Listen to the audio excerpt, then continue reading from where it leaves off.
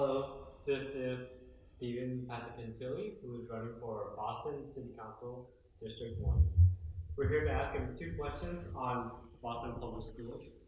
So the first question is, what do you believe is the current state of the Boston Public Schools? What grade would you give it now?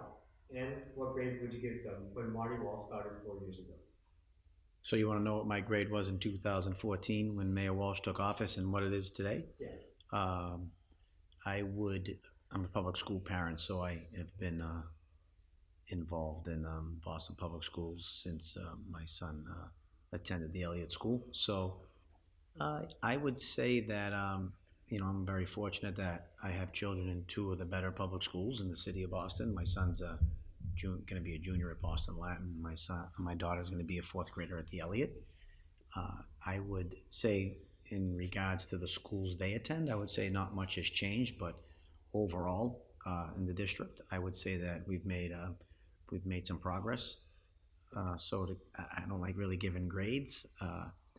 I would say that we've certainly improved. Then there's always room for more improvement. There's always room to grow, and there's always nothing's ever perfect. So I would say that the grade, if I had to give a grade in 2014, I guess I'd say a C, and now we're at a C plus B minus, and I think we're moving really in the right direction to get to a place where I think people throughout the city of Boston will be happy with the state of the public schools. So. All right, thank you. So the second question is, what specifically are you going to do to improve them? A, how many schools are you going to visit? B, what programs do you add or subtract? And C, how much more money, if any, do you think the schools need? So to improve them, what will I specifically do? I don't claim to be an expert on education, but I am a public school parent, and I believe that there are many issues in the city of Boston. And I said this to someone earlier today that, if it was a pyramid, the issue at the very top of the pyramid would be Boston Public Schools. And even if they were doing well, I think the public schools in our city are the top priority because it allows us to educate our kids and prepare our kids, just prepare our young people for for the future. I think everything starts with your education. I think education is the great equalizer, and I think if we do a superior job educating our kids, that the income inequality gap shrinks. I think we talk about all these other issues around income inequality and affordable housing. I think when we do a better job educating our kids and preparing our kids for their next steps in life, I think that starts with that. I think education overarches everything. The opioid epidemic, everything. There's ways to educate our kids early on so that they are prepared for the challenges that they face. So what I would do specifically, I don't have a specific BPS plan. I firmly believe that if there was what I do see in the city of Boston is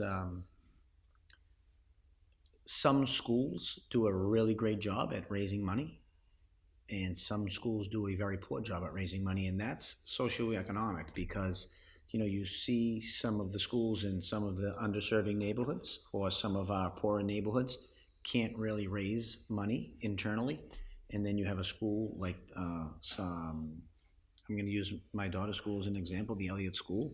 We have a great family council, and they raise a tremendous amount of money. I'd like to see that money. I'd like to see schools like the Elliott have a sister school where they raise X amount of dollars, and a percentage of that goes to a sister school that isn't as fortunate to have a active family council or people that can raise money. You always need resources. And, I know one of the questions says, how much more money, if any, do you think schools need? As far as I'm concerned, there is no number. We should spend as much as we possibly can on our public schools. I think to improve them, you need resources and you need good leadership. And I think we're moving in the right direction.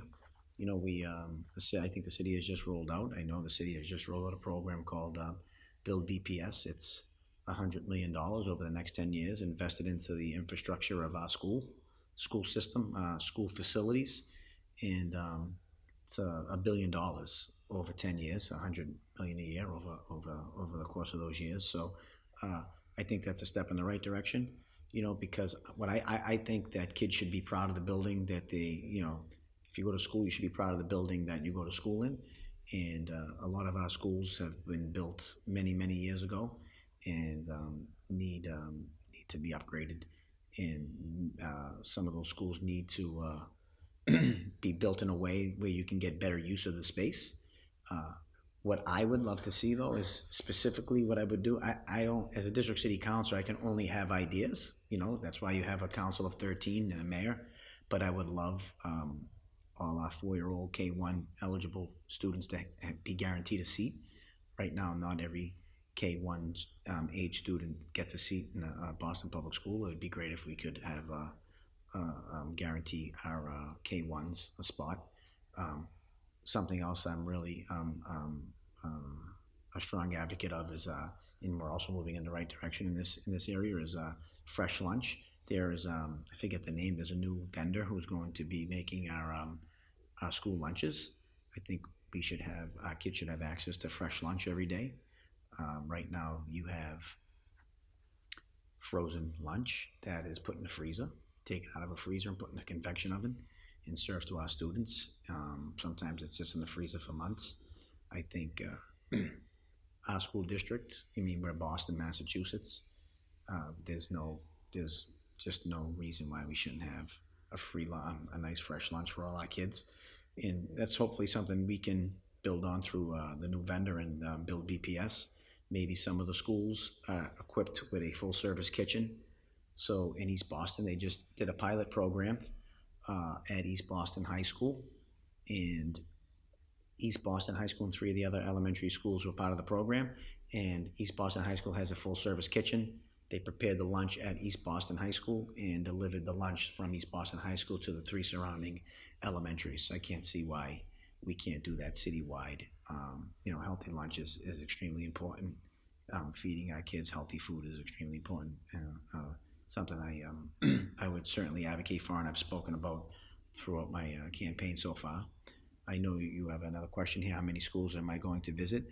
I've been working for the city for 12 years. I can say I pretty much visited almost every single elementary school, middle school, and most high schools in the city of Boston. In our district, I think I've visited almost all of them over the last 12 years. I worked for he's not our former yet, but our current city councilor, Sal Martino. I worked for him for 7 years, so I've been to just about all the school buildings in District 1, and as an employee of the mayor's office over the last 3 years, I've been to quite a few throughout the city. So I don't know if there's any more questions. What programs would you add or subtract? I don't know if they're programs necessarily, but I think that our community centers and our schools really are integrated, and I would love to see our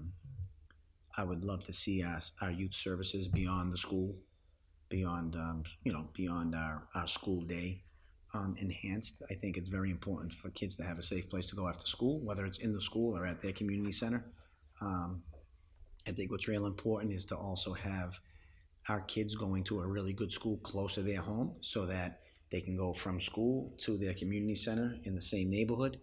I think it's important that, having good schools close to home builds involvement with the parents. Parents get to spend more time at the school. They get to participate in more of the programs at the school, as do the children. Sometimes you have kids living in a certain neighborhood traveling on a bus for 40 minutes during the course of a day to go to school, and I don't think that's a wise use of our resources. We spend a tremendous amount of money on our public school transportation, so that's I would like to subtract the transfer. If there was anything to get rid of, I guess I would get rid of the busing kids all over the city. Um, but I would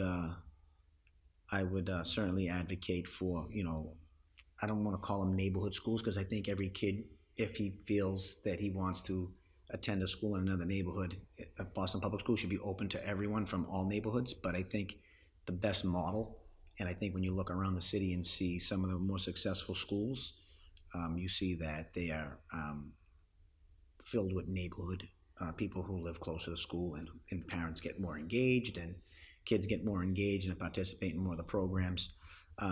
I would love to add, I think the arts is really essential in a public education. I don't even think it should be something that's debated. I think every school should have some type of arts program for our children. I think it's shown in the past that it can create a really good environment in a school, and it helps kids beyond the arts. It helps them in the classrooms and with their mathematics and their English language arts.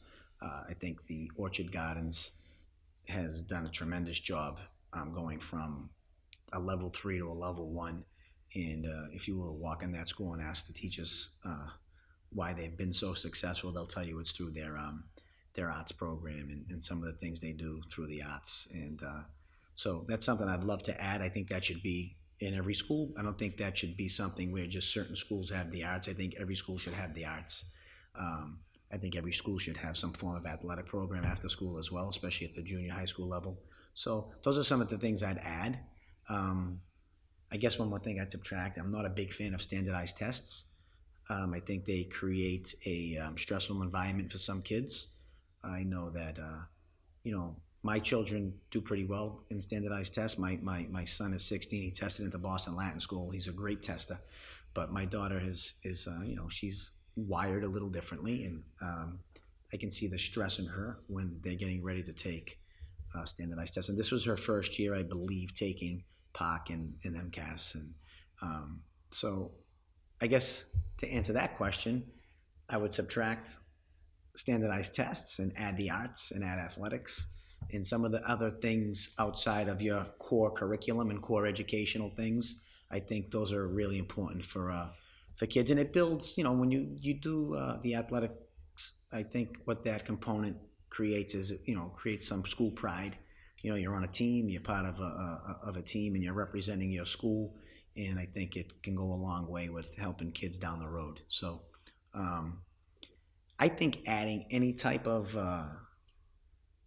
adding anything to a school curriculum, whether it's the arts or whether it's adding athletics, I think when you give kids options, I think it creates, I think it helps them stay more engaged in the school. So you may have a kid who's not the best student, but you know what, he's going to show up to school because he takes an art class or he takes a drama class that he really enjoys, and he may not see, he may be just more engaged in the educational part of his day. If a kid's on a sports team, I played sports in high school, and you get excited, you get up, it's like, hey, today we have a game, and you get into school and you have a different kind of mentality, you have a different kind of attitude, and it builds confidence, based on what sports you play. Some are team sports, some are individual sports, but I think the more you offer kids is the better. And I think we need to find creative ways to do that. And obviously, how much more money? There's never enough. When it comes to educating kids and it comes to taking care of our young people, I don't see. I can't put a number on that. I think it's unlimited. Give young people everything they need to be successful. I've always been a fan of helping our young people and helping our seniors. Some of those demographics of our constituents who are really young and really old. Those are the people that need the most help. I'm 42. I can find a way to survive. I can find a way to, I can survive. I can, make it happen one way or another. But, our young kids need guidance. Our young kids they just need opportunities. And I don't really put a price tag on that. Sure. All right, thank you. So this is Stephen Passacantilli, who is running for Boston City Council District 1. That's me.